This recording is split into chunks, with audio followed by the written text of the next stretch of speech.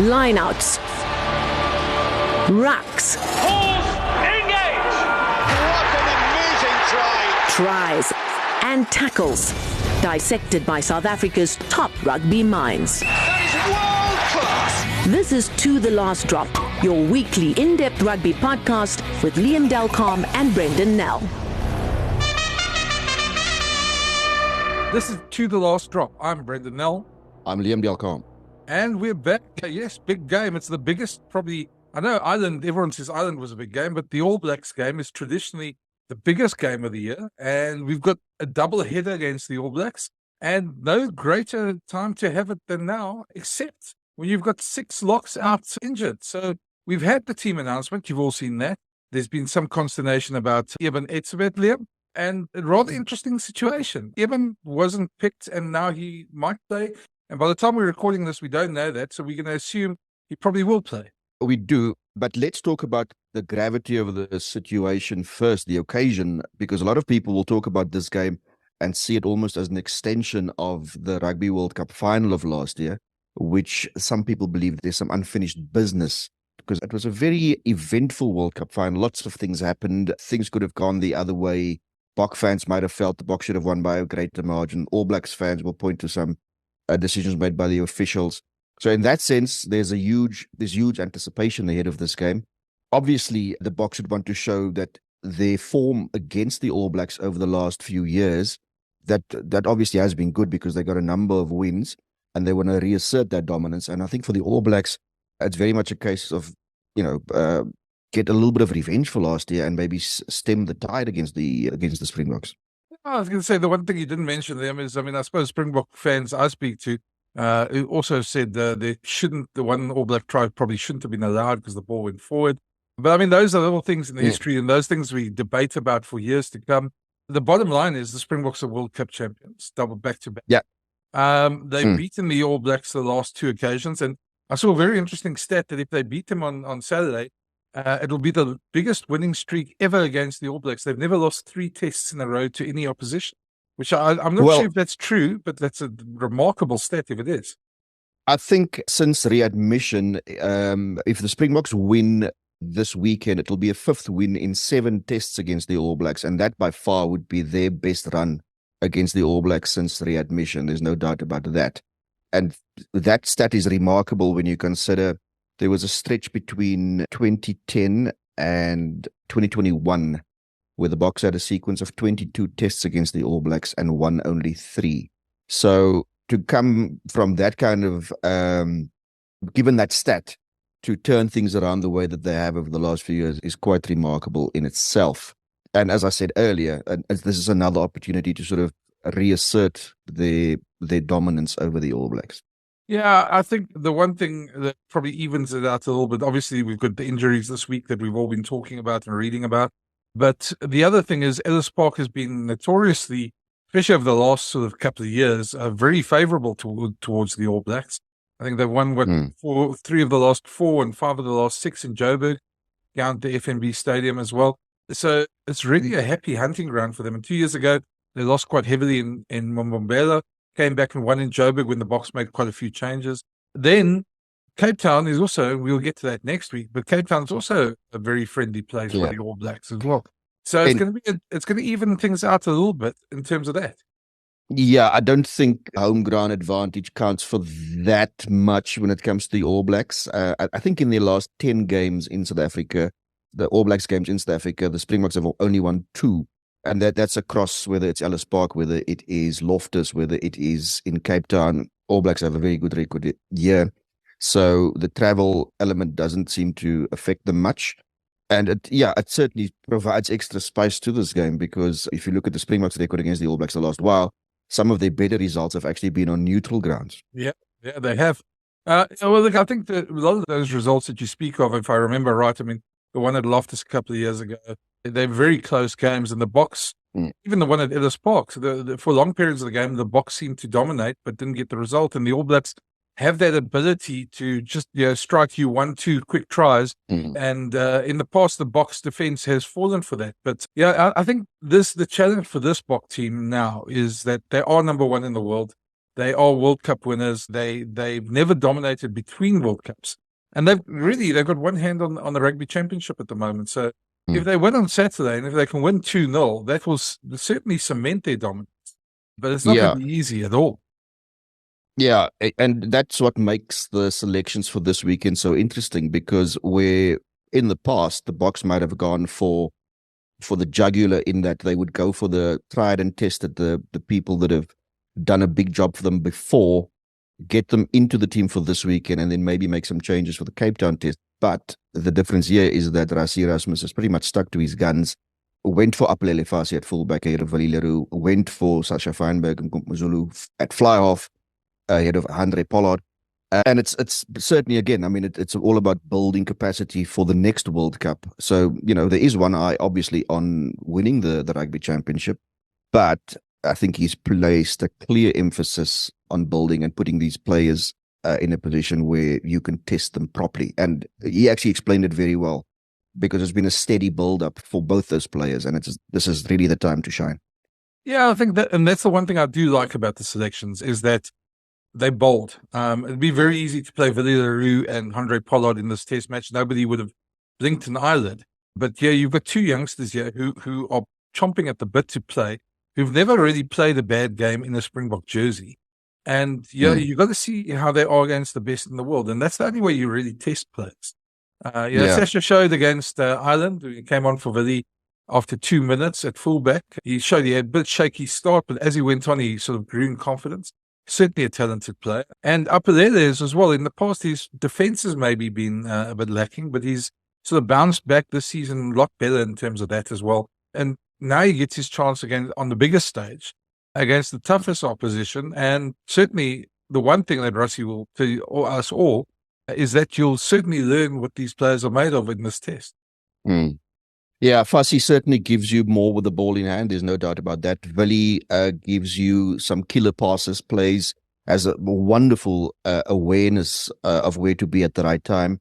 Defensively, they're probably about similar. But Fassie certainly, ball in hand, gives you real thrust, which also, I suppose, if you look at that and consider you've got Sash at fly-off, that the Boks have some real killer potential on attack, no doubt about that.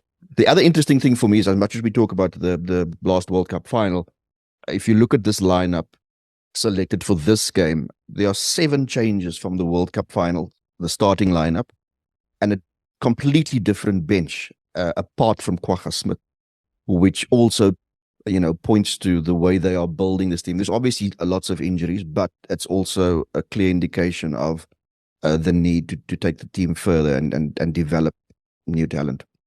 And they're backing young players, and that's nice to see. Of course, that brings us to the other discussion that's been happening this week. I just want to touch on and not go into too much detail, because I'm sure we'll be talking about it for a long time still, is Eben Etzebeth apparently got injured on Saturday in a training session, couldn't train. They excluded him in the internal team that they announced. Then Monday he could train, so now they want him back. And at the time of this recording, we're waiting to hear. We're probably going to hear that he is in the side. But just a question mark from my side, and you and I spoke about it yesterday at the team naming, is Rossi's always been very forthright in terms of a player can't train on a Monday. Is he available? Now, Eben did train on a Monday, I suppose would be the caveat to that, but they'd already announced the team internally. So do you go back, change that team, and the danger long-term of that, so going back on your protocol, you're bending it in a way. It's not quite throwing it out the window, but it's bending it a little bit. There are some dangers in that. No doubt. And I suppose once you set the ground rules and you think ahead of scenarios where, where will you bend the rules that you've created?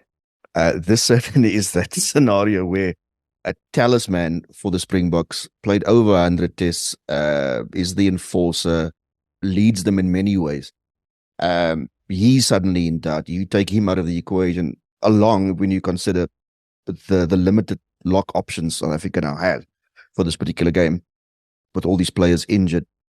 Then suddenly you kind of look at this and think, well, maybe for this game we can bend the rules. But you're right, it does set a dangerous precedent. Brassie, of course, doesn't need any reminding about making changes and, how it affects team dynamic. That can sort of tug at the seams, of team cohesion. I mean, we remember the 99 World Cup, for instance, where there were situations in that team that developed and it was allowed to fester. And by the time the Springboks played the semi-finals of that World Cup, a lot had happened, and it was surprising that they actually ran the Wallabies that close. Yeah, that stage, I mean, anybody who was close to that team will remember how there were two distinct camps in that team. And certainly it wasn't a unified team at that. And I think that's the danger. Of course, we could all be wrong. Internal team dynamics, the team could accept it. But the reality is, if Eben comes back into the team, somebody drops out.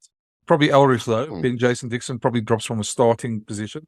And those are young players, but that could influence team dynamics. But I suppose proof is in the pudding. But you and I have both been around a long time to see how stuff like this starts and then sort of unravels a team, as you say, pulls at the seams. We're hoping it's not going to be like that. And we've got no cause to believe it could be like that. But yeah, and to be fair, I mean, he has created a culture in which players buy into the collective. In other words, it's always the team first and not individual. So, and I suppose when it comes to selection, that's what he's gone for, players who will buy in to the system. So, we've got no reason to believe that, things will suddenly implode. But that brings us to our big guest this weekend. And I say big guest because he's not a small guy. Although he does tower over both of us, to be very honest, and can be quite intimidating. He was in his playing days, and especially intimidating player, Johan Ackermann, who we chatted to now. So have a listen. We had a nice long chat about his time in Japan and his hopes to return to South Africa. With us today is an old friend of the pod as well, somebody we haven't spoken to for quite a while because he's been hiding up in Japan. I don't think he's been hiding because it's hard for him to hide. He's quite a big guy. But Johan Ackermann, I'm sure a lot of our listeners haven't heard from you for quite a while because you've been coaching overseas. But welcome to the pod. Konnichiwa, Johan. Konnichiwa. Good afternoon, Liam and Brendan. Thanks for having me. It's a pleasure. And thank you, for this invite. Maybe just give us a sense for those who don't know. You obviously left the Lions. You went to coach Blaster for a while. And then from there moved to Japan. And now you've been in Japan the last couple of years. You've had some success in Japan as well. Maybe just tell our listeners who obviously don't know about that success, a bit more about what you've achieved while you're there.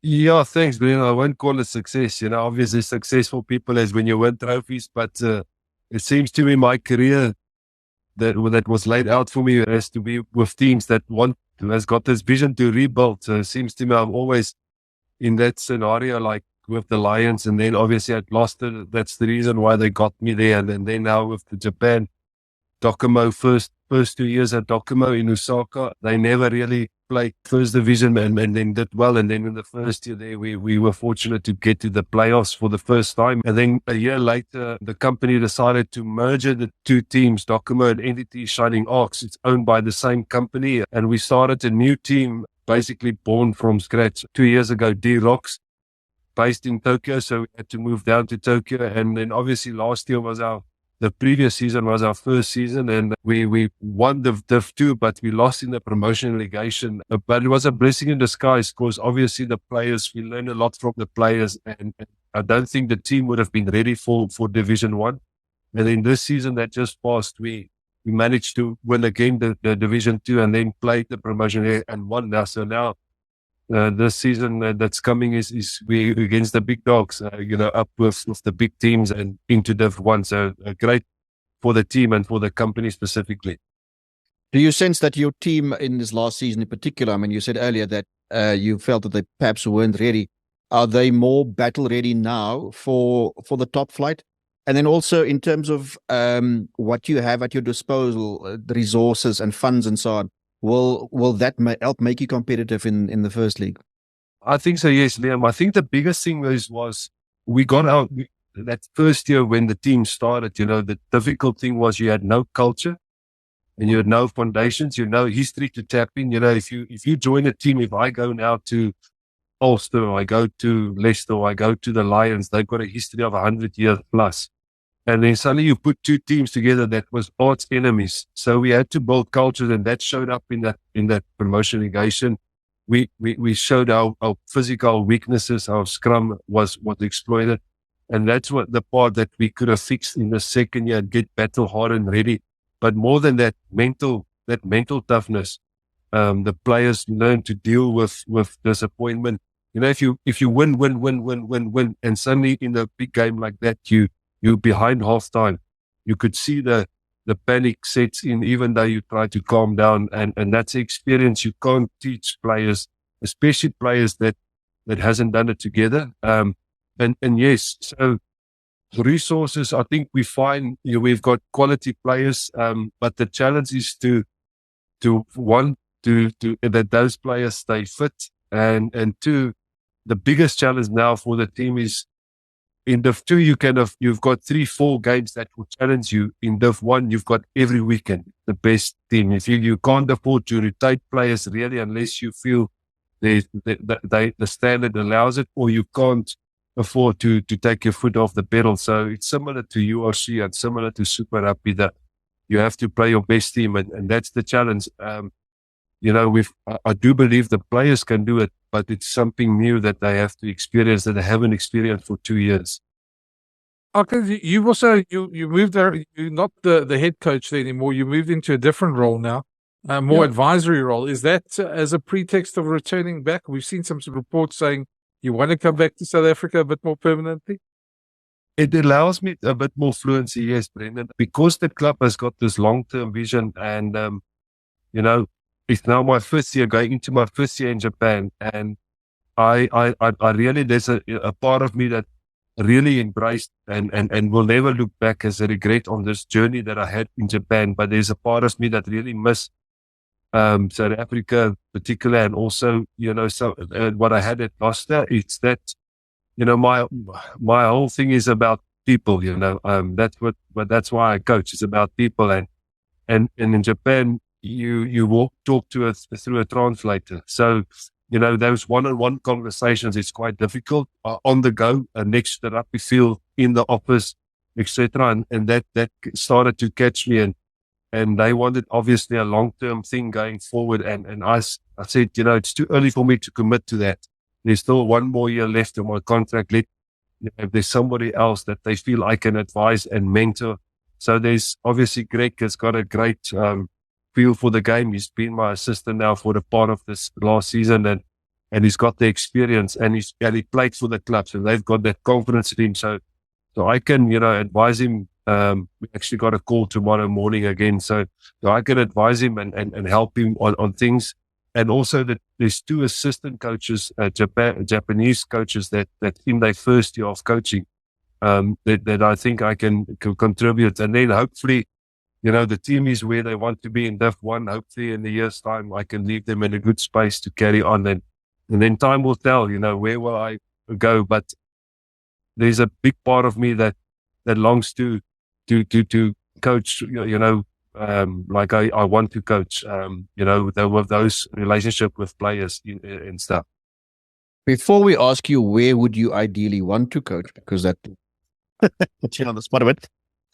You've been on the road for a while now. I mean, obviously you coached in England, and now you've had a substantial stint in Japan. Where do you think you have developed most as a coach? What areas in your coaching makeup do you think has improved most while you've been on the road? I think it's to deal with the different cultures. We were fortunate at the Lions that, yes, South Africa has got different cultures, but we've been brought up in if you put on a rugby jersey, you probably got a similar culture, like a rugby desire and passion, and that's the one thing that I don't think necessarily it was, especially in Japan. You work with company players that's got different challenges. So again, it's about man management. I think that was challenged quite a lot in England as well. The English players are much more direct and question your tactics and question your philosophies, where in South Africa, the players just love to do what the coach tell them, and I think that was the biggest thing. And also your management, your time management, especially again in Japan. I've never been a big fan of long meetings and too much things, but we had to even, be really conscious of that, because everything you say has to be translated in Japanese and vice versa. Everything a Japanese player asks or say has to be translated back to English. So your planning and management of that time was quite crucial. But yeah, overall, more experience, different phase plays and different tactics as you speak to different coaches and players that played the games at a high level. I've been fortunate now to deal with New Zealand players, All Black players, Australian players, Test players, and England Test players, and how they see the game. And then obviously you've got your own twist you want to put on that. I think we're going to ask you that question. It's a bit unfair, I suppose, at the moment, but why not? Let's throw it out there. If you do come back, I mean, has there been any contact, or is there somewhere you'd like to coach? No, I can be honest, Brendan. Because there was still a lot of time on my contract, and even now there's still 10 months or whatever left. I haven't really spoke to anybody. And yeah, no, I can't say I've got a preference. I mean, obviously I stay in Pretoria. This is where my house is in Pretoria. So from a logistical point of view, that's something. But I've got no preference. I mean, all the teams has done well last season. I'm not under illusion.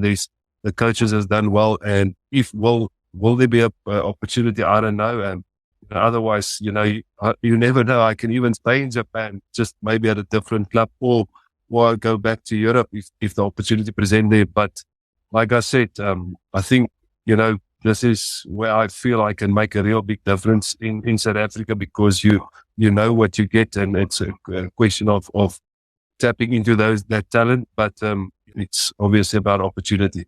Would you be open to coaching another national team? I mean, if an offer came around and it's you feel that it's a challenge to which you can roll your sleeves up to? Yeah, I think, Liam, I will never say no to that. Obviously, it is probably one part of me that I would love to experience that I haven't experienced. You've experienced Super Rugby, and you've experienced SA side that's a little bit of international, and you went to the Premiership and Heineken Cup or Championship, what they call it, and now you've experienced Japan and the top league there. So it's definitely a level that I would love to experience. And if that opportunity comes, it's something I'll consider. Now, we are talking to you in the week of, there's a little bit of a game going on at your old ground that you used to coach at Ellis Park. A certain coach that you know pretty well is coaching the All Blacks. I think let's go back first of all. I mean, I know it's not the best memory for you, but that Super Rugby final at Ellis Park. I'm going to start with maybe how's the relationship with Kwagga? I mean, he's a great guy, and I'm sure for probably that first week or so afterwards, it was a bit strained after that final. Yeah, no, I mean, to be fair, we've that final, that specific time after the final, is the team galvanized behind Kwagga, because obviously there was no intent into that what happened, and that happened. And I think even today, if it had to happen today, maybe a yellow card would have been given, but that was the decision. But it's a memory that it's hard to swallow. It's hard to swallow because I really feel we were the better team, and especially after we dealt with the red card, we got them at the end. They were down and out on their feet, and we just needed a few more minutes. But I think the thing that makes it worse is the celebration of the Crusaders afterwards on the field. That's the part that hurts the most. So hopefully we won't allow Scott Robertson this weekend to do any kind of things like that. Yeah, I doubt breakdancing would be the thing, even if they win. I think there's a journey that they still need to walk before they perform anything like that. But I don't want them even to celebrate in the change rooms. Okay, it's just coaching against somebody like Scott. I mean, obviously he's had a lot of success at club level, at Super Rugby level, but national duty is very different. I mean, you've had a bit of a taste with the SAA team when you coached them against the French Barbarians. It is a very different type of coaching that you need to do. You've got so little time to get players together, players you probably haven't worked with before, etc. Just the type of coach he is, and what you found in your dealings with him, and how difficult Yeah. he is to coach against. No, I've got a lot of admiration for Scott, first of all as a player, but then as a coach, he's got obviously a talented squad when he was at the Crusaders, but you still have to push the right button, similar to Russ, you look at our talent, we can play any style of any brand, we can run, we've got the best back three, we've got the biggest forwards, since 2018, 19, our talent has just kept going. And I think Scott's got the same, he's got the talent, but you still have to galvanize the team. You still have to give them a vision and a belief. And I think he's very good in that. He's very good in theming a year and give the players some goals.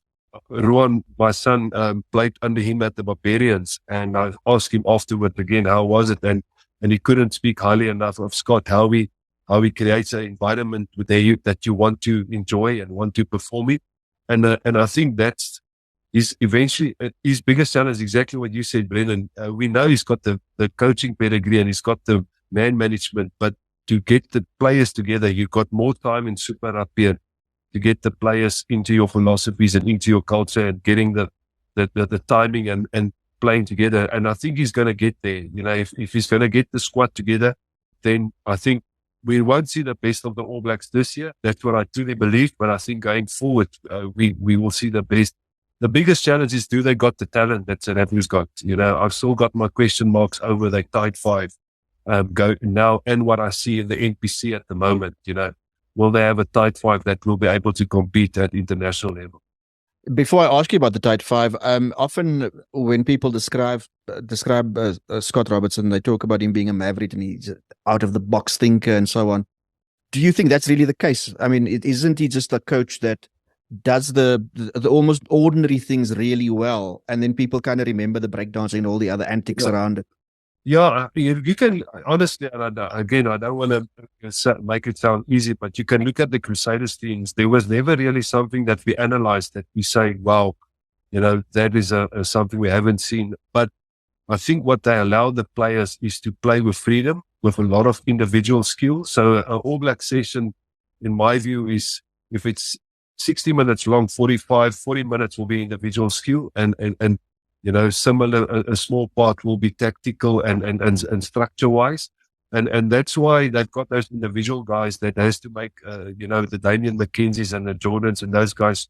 There's a certain structure, a certain area they want to get to, but then, they allow those players. And I think that's why he creates that for them. He allows them. And I think he's got an environment of a lot of player-led meetings and things. And that's why, we do see a little chip kick over the line and it works out. And then everybody's saying, well, but it's because they train that way. They train with that freedom and that ability to use your skill. What are you good with? And if you create that space and you can see that space, he allows them to play it. If it's through a kick, if it's through a pass, if it's through a offload, whatever it is, he allows that.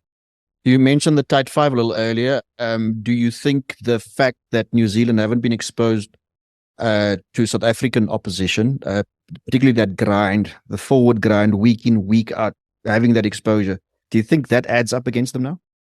Yeah, definitely. I think that physicality that South Africa bring is something that they've missed.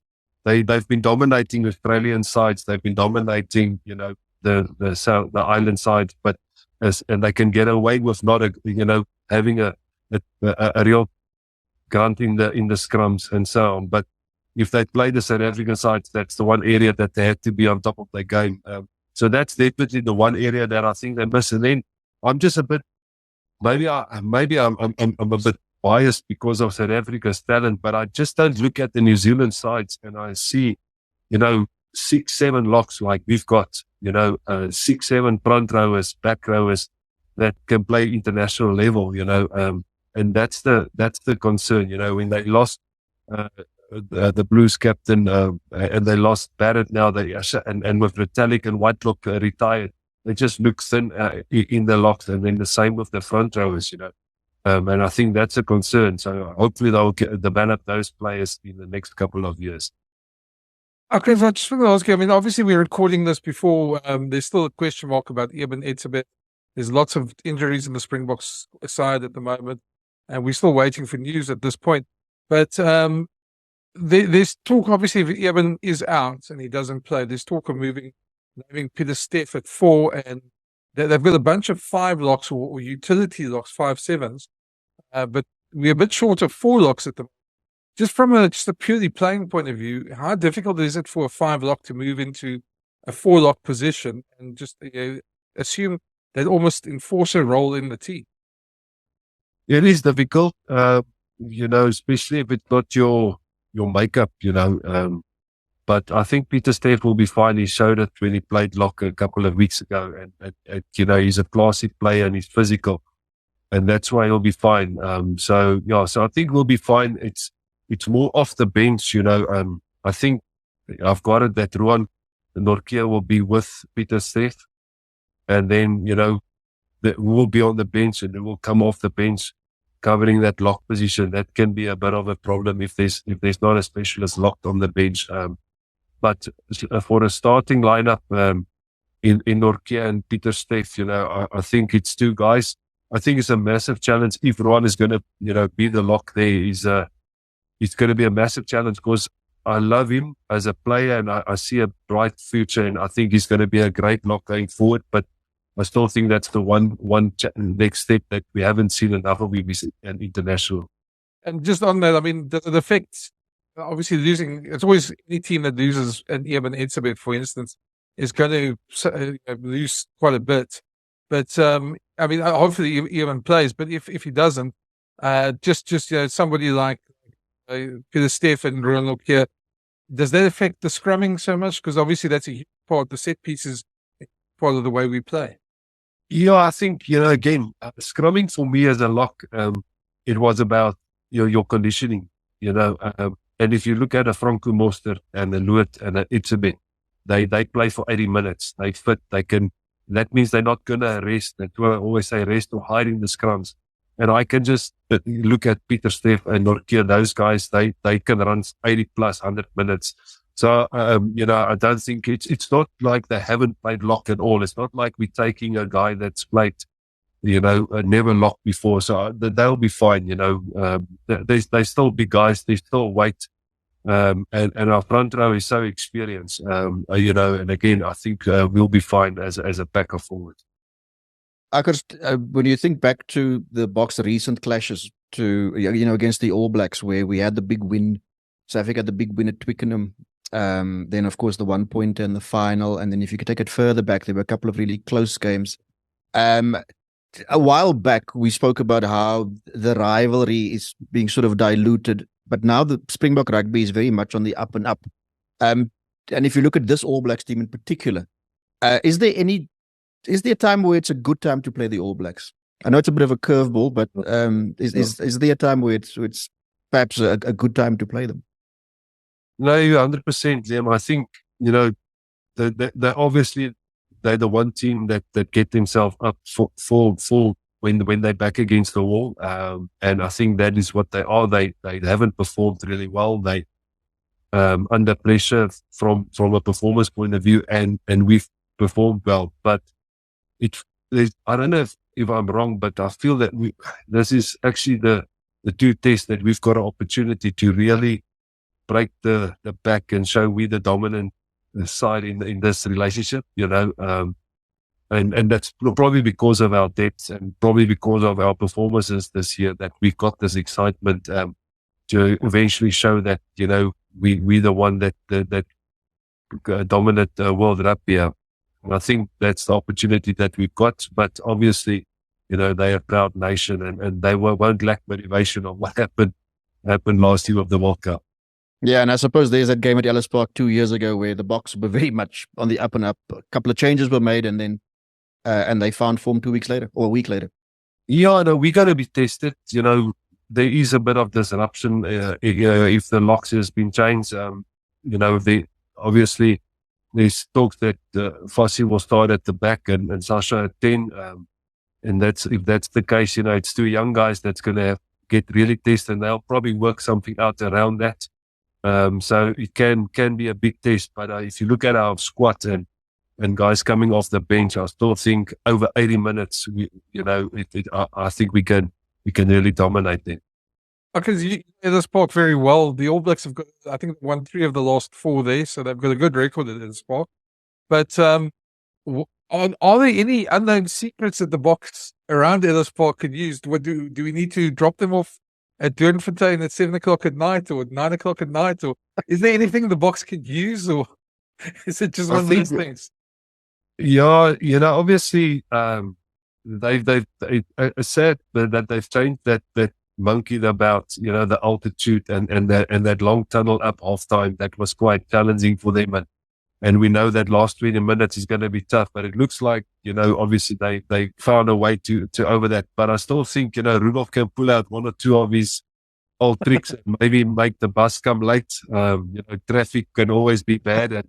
And then maybe there's enough potholes on the way in, so and then maybe throw a bit of itching powder in the change room. I don't know. Let's not talk about the oldest one. Yeah. You just always do. They somehow lost the keys for the change room, and you can't get in the change room for 5 or 10 minutes before they can find the keys. So maybe something like that. Speaking of Susie, you obviously have now spent a fair bit of time in Japan. You know that our podcast is called To the Last Drop, and we talk about other things as well. How have you adjusted in Japan in terms of the diet, the things that you eat, but then also the things that you drink? I mean, does sake appeal to you? No, not really, Liam. The sake I'm struggling with that. It's only when there's one of the big bosses of the company. They come and want to celebrate something that you take, you force it with him, but no, it's still not something I really enjoy. But food-wise, I'm very fortunate that I eat anything. So the food was easy to adjust. Obviously they love their fish and they love their sushi and stuff. So that's great. I also enjoy that. But the one dish that I really enjoy is the yakuniki, the where you sit for 2 hours and you can fry all those meat as much as you can. It's obviously wagyu and small little pieces of meat. Small bites. But you just do it yourself on the little fire in front of you, and that's quite a that's our favorite, and we sometimes go out as staff and have a good time with that. And then from a drinking point of view, they've got a few nice beers that we enjoy, and then obviously they quite love their whiskies. And that's something that I also enjoy as a whiskey or so. So it was quite easy to settle in. So that sounds like you'll rather drink from a sake than have sake. Yeah. No, it's much easier to have a nice little cold whiskey than that sake. Eh? Okay, so you don't smuggle a pop sock in your luggage or anything like that. Do you get any wine over there at all? There's a lot of wine. No, there's a lot of wine. They actually like the wine.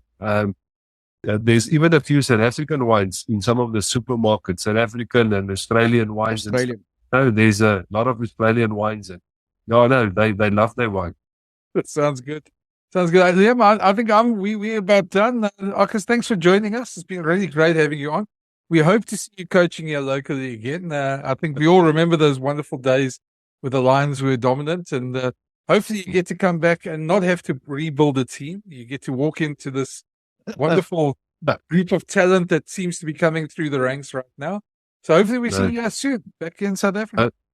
Thank you very much for hosting me, and thank you, Brendan, Liam. I appreciate that. Thank you. Thanks, Akkers. Have a good one. Thank you. It'll be interesting to see where Akkers ends up. We'll certainly keep you posted, and we'll have him on again once he makes that move. But it was a great chat to him, and that's it for us this week, Liam. We're looking forward to a massive game at Ellis Park. Just quick prediction from you before we go. Yeah, I was going to say, don't go too hard this week, Brendan, because this is a two-legged affair. You need to save something for next week. So don't go and burn yourself out this week. Next week could be a long one. It could, but then again, if you don't go, as Rassi said about Jasper Visser yesterday, if you are going to hold back, you won't be selected. So there's no holding back. Fair enough. I expect a Springbok victory, but a narrow one, a lot narrower than a lot of people probably expect. Yeah, I think the All Blacks actually, as they've done before on the IFL, will finish strong. But I think the damage would have been done earlier. So I'm expecting a sort of a 35-28. Well, let's see if we're right. Thanks for listening. We'll chat to you next week. We will have a lot post-mortem about this and a lot more to talk about. Cheers. Thanks for listening. For the latest insights and rugby analysis each week, plus new episode alerts, please follow or subscribe to the series. Or find all episodes at jacarandafm.com or the Jackpot app. That is